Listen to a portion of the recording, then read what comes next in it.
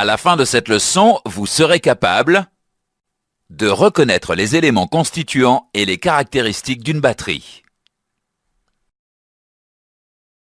La fonction essentielle de la batterie est de stocker de l'énergie sous forme chimique et de la restituer sous forme électrique. La batterie se présente sous la forme d'un boîtier doté d'une borne positive et d'une borne négative. Une étiquette indique les principales caractéristiques de la batterie. L'étiquette d'une batterie comporte plusieurs indications. La première indication donne la tension en volts de la batterie. La deuxième indication donne la capacité en ampères-heure de la batterie. La capacité est l'intensité que peut débiter la batterie sur une certaine période. Par exemple, une batterie de 20 ampères-heure peut débiter une intensité de 1 ampère pendant 20 heures ou de 2 ampères pendant 10 heures. La troisième indication est un code qui correspond aux dimensions de la batterie. La quatrième indication correspond à une norme. La norme est importante car elle précise les conditions de contrôle de la batterie. Les véhicules Renault sont équipés de batteries à la norme européenne EN. La cinquième indication donne une intensité. C'est l'intensité maximale que peut délivrer la batterie à très basse température pendant une période brève sans descendre en dessous d'une certaine tension. Des pictogrammes précisent les consignes de sécurité à respecter lors de la manipulation d'une batterie.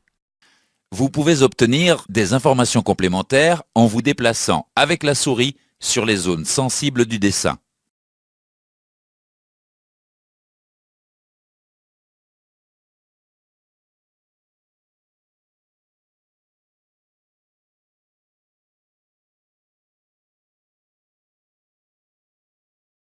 La batterie de 12 volts qui équipe un véhicule est composée d'un bac en polypropylène, divisé en 6 compartiments et recouvert d'un couvercle thermosoudé.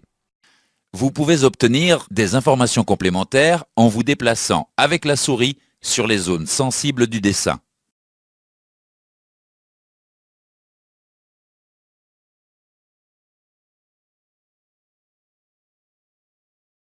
Chaque compartiment de la batterie contient un élément. Chaque élément est constitué par un empilement de plaques positives et négatives, isolées entre elles par des séparateurs et plongées dans un liquide conducteur appelé l'électrolyte, qui est un mélange d'eau et d'acide. L'énergie électrique de la batterie résulte de réactions chimiques complexes entre l'électrolyte et les plaques. Vous pouvez obtenir des informations complémentaires en vous déplaçant avec la souris sur les zones sensibles du dessin.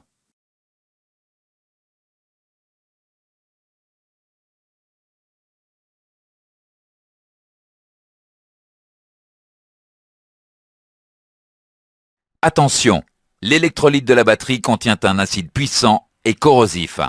D'autre part, les réactions chimiques qui interviennent dans la batterie peuvent dégager des gaz explosifs.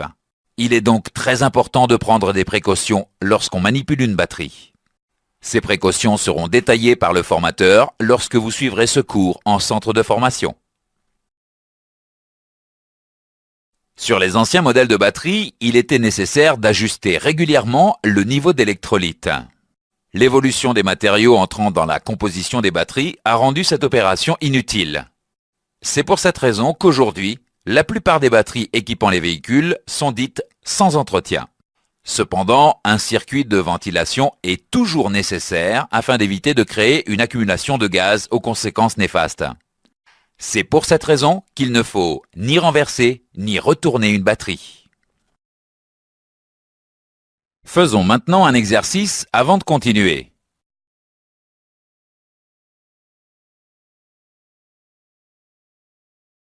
Nous avons vu dans ce chapitre que la batterie est un boîtier doté d'une borne positive et d'une borne négative.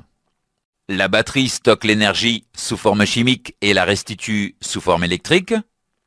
L'étiquette de la batterie précise la tension en volts, la capacité en ampères-heure, les dimensions, la norme de contrôle, l'intensité maximale en ampères et les consignes de sécurité. Il faut toujours prendre des précautions lors de la manipulation d'une batterie.